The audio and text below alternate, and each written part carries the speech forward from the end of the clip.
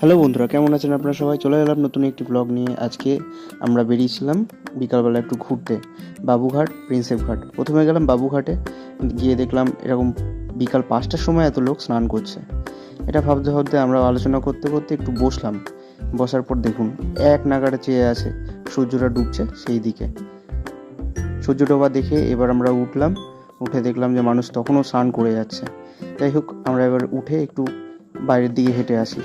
হাঁটতে হাঁটতে আমরা বেরিয়ে পড়লাম প্রিন্সেপ ঘাটের দিকে। মাঝখানে একটা সুন্দর একটা ঘাট দেখে আমরা এখানে একটু বসে পড়লাম। দেখুন, ম্যাডাম চুপ করে বসে আবার চিন্তায় মগ্ন হয়ে গেছে।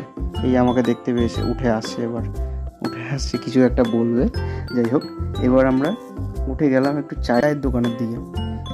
চা খেতে খেতে বেশ সময়টা ভালোই কাটছিল। এর মধ্যে দেখি আমার চায়ের কাপটাও টেনে নিল, বলছে তার আমার চা মানেই তার চা।